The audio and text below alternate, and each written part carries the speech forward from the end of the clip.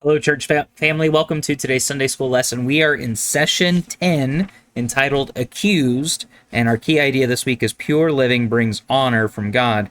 And we're in Genesis chapter 39, verses 7 through 21. We're going to start off by asking the question, how does God honor those who live pure lives?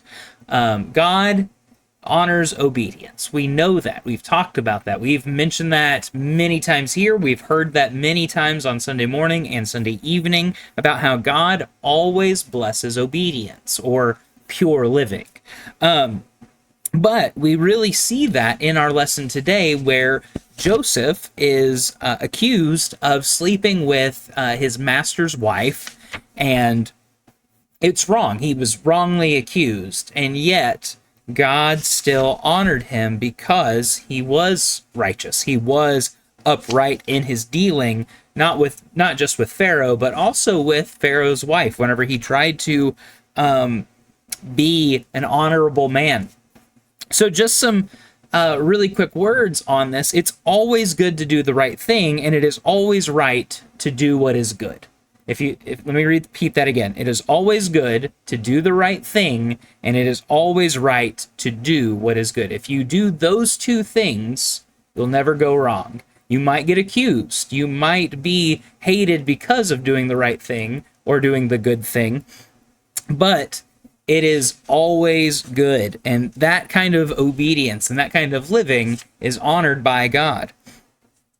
On the flip side, people often think that doing the right thing means depriving oneself of joy. We think that if we do the right thing and we don't let ourselves enjoy what profit we may get from doing the wrong thing, that we're going to deprive ourselves in the future. But that's not the case. We might get a fleeting moment or a fleeting blessing. I'm going to call it a blessing. It's not really a blessing.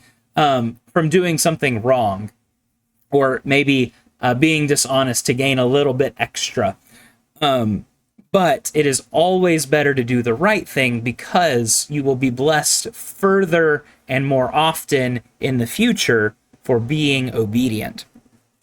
Just a little bit of context. We're skipping chapter 38. As you see, we were in 37 last week. Now we're in 39. That's because Genesis chapter 38 is an interlude explaining how the prophecy that Jacob makes really toward the end of the book of Genesis, how it would come to pass that the true king of Israel would come out of the line and lineage of Judah and not one of the other brothers, one of the other tribes. And this story is important, but it wasn't the key idea of the way our lessons have gone. Our lessons are following Joseph so far. But anyway, chapter 38 just looks at Judah and how, because of the wickedness of his sons, how they were unable to produce an offspring for him, for a grandson for Judah, and how Tamar, the wife of and then also the wife of Onan later after was killed, would give birth through Judah. She tricked him and had him father two children, two twin boys named Perez and Zerah. And I believe the line and lineage of Jesus, if I remember correctly, comes from the side of Perez. And so that's what chapter 38 is. But chapter 39 goes back to Joseph now in Israel after having been sold in slavery to some Ishmaelites, as we looked at last week. Now he is in Israel and he is the servant to the Pharaoh. And so we're going to start here. This is chapter 39, verse 7. After some time, his master's wife, the Pharaoh's wife, not Pharaoh, Potiphar. I got that mixed up. Potiphar was an officer of the Pharaoh, but not the Pharaoh himself. My bad. After some time, his master's wife looked longingly at Joseph and said, "Sleep with me." But he refused. "Look," he said to his master's wife, "with me here, my master does not concern himself with anything in his house, and he's put all that he owns under my authority. No one in this house is greater than I am. He has withheld nothing from me except you." because you are his wife. So how could I do this immense evil, and how could I sin against God? Although she spoke to Joseph day after day, he refused to go to bed with her. Now one day he went into the house to do his work, and none of the household servants were there. She grabbed him by his garment and said, "Sleep with me." But leaving his garment in her hand, he escaped and ran outside. When she saw that he had left his garment with her and had run outside, she called for her household servants. "Look," she said to him, "my husband brought a Hebrew man to make fools of us. He came to me so he could sleep with me, and I screamed as loud as I could. When he heard me screaming for help, he left his garment beside and ran outside."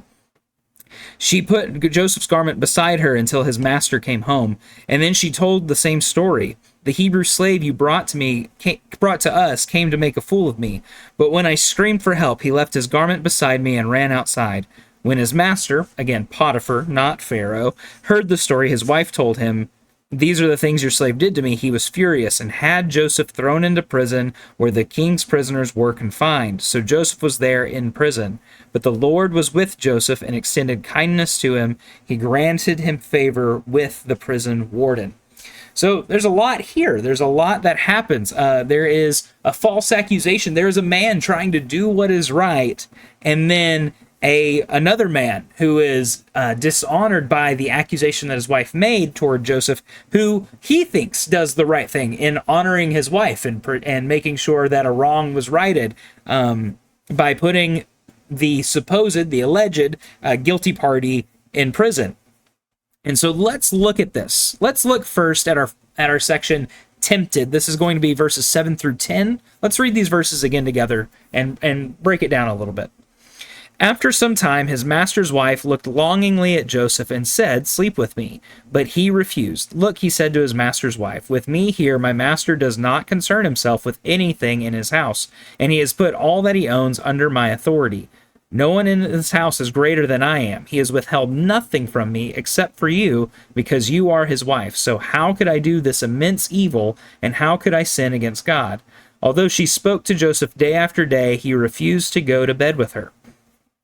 Now, here's the thing.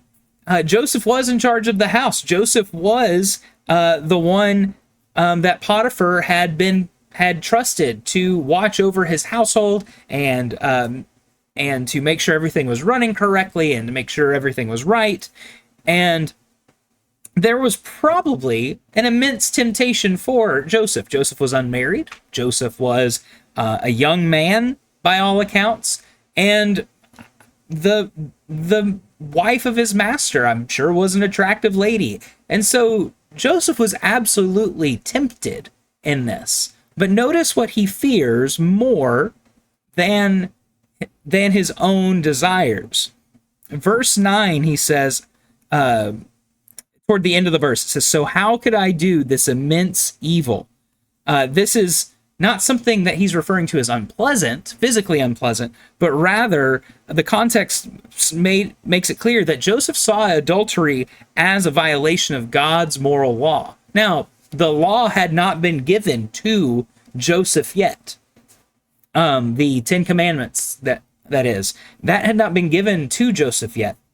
There was nothing written down for him to base this off of, but because of his raising, because of who his parents are and grandparents are, and because of the lineage of Noah and stories that would have been told and passed down through the Hebrew nation at this point, he would have had the idea of what marriage means, that it is for one man and one woman, from the example of Adam and Eve, and he would know that this is wrong. He has the moral intelligence, the moral knowledge to know this. This was an ethical and moral evil, not a physical affliction. But then we notice his fear for God. He said, "How could I sin against God?" His primary offense in this sinning, in the affair, would have been against the Lord, because it was forbidden for a man to go to bed with the wife of another man. That is forbidden. That is adultery. And so he first fears God, and then he fears Potiphar. And so our question for this is, how could viewing sin being against another person as well as God be a deterrent to falling into temptation? How could it help us resist temptation? Well, because I would say it's because if it's just between you and another person, and you don't give God the time of day in your reasoning, well, that's just between you and another person, and people disagree all the time. But when you add an element of the supernatural, the omniscience and all knowingness of God, and the omnipotence of God, and the correct judgment of God on humans, this would be harder to say, okay, I think I'm going to go with this plan that Potiphar's wife has dreamed up.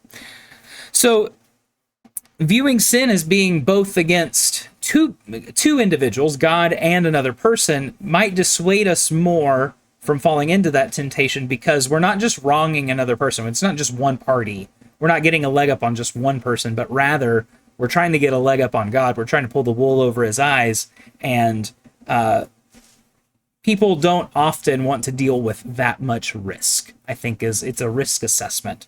A lot of people don't see things as sinful, and that's why we have people who have affairs in every day of the year, every year since creation.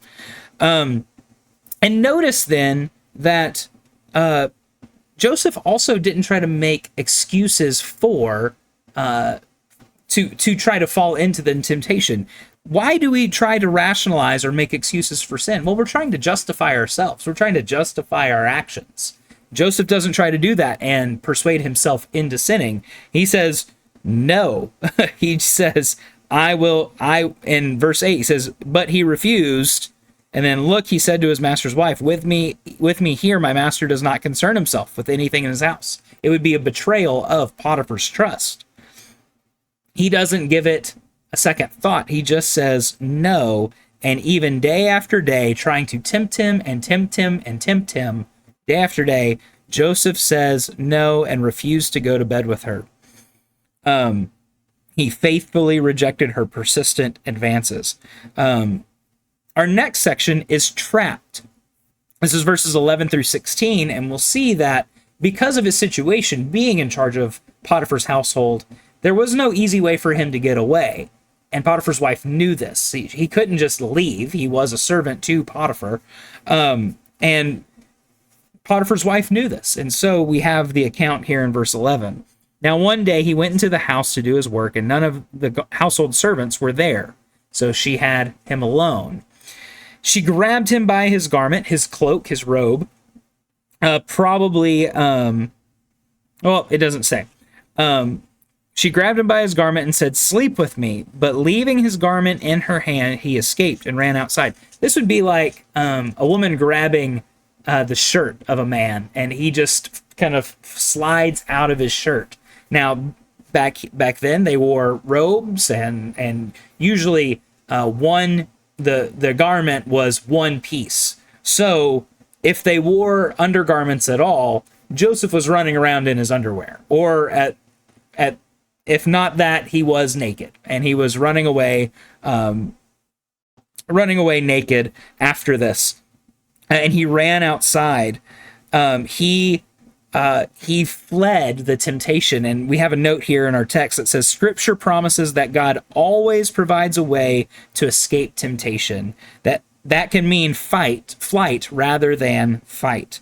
So he escapes. He flees the temptation. This is what the Bible means when it talks about fleeing from the devil.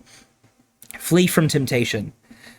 When Potiphar's wife saw that he had left his garment with her and run outside, she called her household servants. Look, she said to them, my husband brought a Hebrew man to make fools of us. He came to me so he could sleep with me. And I screamed as loud as I could. There's a lie number one. When he heard me screaming for help, he left his garment beside me and ran outside. There's lie number two, which has some truth to it. He did leave his garment and he did run outside, but not because he had been caught, but rather because she was trying to trap him. And then she put Joseph's garment beside her until his master came home. So she left his cloak, his robe, on the bed or on the couch next to her, so that when Potiphar got home, he'd ask, what is this doing here? And she could relay the story, which is exactly what happened. But our question for this section is, what makes fleeing a temptation so difficult? Well, the devil knows what we like, and the devil knows that if he can get us to stay somewhere just a second longer than we ought to, that will mull the decision over in our head, that will go, maybe this isn't such a bad idea. Maybe this will feel good. Maybe this will be good for me. Maybe I can make a little extra, get a little extra, feel a little better. And we get trapped. And fleeing temptation is difficult because the devil knows our vices. The devil knows what makes things look or seem good to us. And Joseph could have said, all right, well, you forced yourself on me. At this point, it's not my fault. But he's an honorable man, knowing that he indeed would be responsible for his actions, not the actions of his mistress. So he runs, and he does not get caught or trapped in the temptation, but rather she spins a trap and a web of lies that ultimately get Joseph punished, as we'll see. But because even though he was punished, he was still trustworthy. This is our next section, verses 17 through 21. Then she told him, Potiphar, the same story. The Hebrew slave you brought to us came to make a fool of me. But when I screamed for help, he left his garment beside me and ran outside. When his master heard the story, his wife told him, these are the things your slave did to me. He was furious. So he had him thrown into prison where the king's prisoners were confined. So Joseph was there in prison. But the Lord was with Joseph and extended kindness to him. He granted him favor with the prison warden. The word there for favor also means grace. God was with Joseph in prison despite the injustice. So God allowed Joseph to be punished for something he didn't do. But God still stayed with Joseph. He didn't abandon him in that prison. He stayed with him and extended kindness to him. He granted him grace and favor with the prison warden. The prison warden treated him fairly and kindly. He didn't unnecessarily beat Joseph. He didn't withhold meals from Joseph. He was a kind prison warden because of the Lord's goodness. So how does the way people deal with false accusations reveal their true character? How we deal with false accusations toward us, if we deal with grace and with integrity by not necessarily bowing down and not standing up for ourselves, but doing those things, standing up for ourselves in such a way that demonstrates grace and demonstrates understanding and demonstrates forgiveness despite the wrong that we're experiencing, that speaks louder volumes than if we get ugly and if we argue, even if we're right in it. If we get ugly and if we argue, that hurts our integrity, that hurts our character, because we're trying to put on a picture of we are the good guy. We are the good guy. And when you get nasty and when you get disrespectful, when you get ugly with others, even if you're right, you're wrong for having been a jerk, essentially. And so how can remembering Genesis chapter 39, verse 21, encourage believers when they suffer because of false accusations made against them? Well, whenever somebody brings false accusations against you and others believe them, as Potiphar believed his wife, which he was not wrong for having believed his wife. She lied to him. He didn't know the real truth. He was doing what he thought was right as a good husband. But when we find ourselves suffering at the hands of those who would lie and bear false witness against us, we can remember that the Lord was with Joseph, and the Lord also will be with us. If we are faithful and obedient to him, he will be faithful and he will bless us, even if it means spending a little bit of time in a place where we don't want to be. And so this is not the end of the story. We'll see how Joseph is restored in our future lessons. Joseph ascends from Pharaoh's prison to become the most powerful person in the Egyptian empire, second only to the Pharaoh himself. That's what we'll be looking at next week. We'll talk about how Joseph got out of prison, how he persuaded Potiphar and Pharaoh that he was not guilty. He was indeed innocent. So thank you for being with me this week. I look forward to worshiping with you very soon. Goodbye.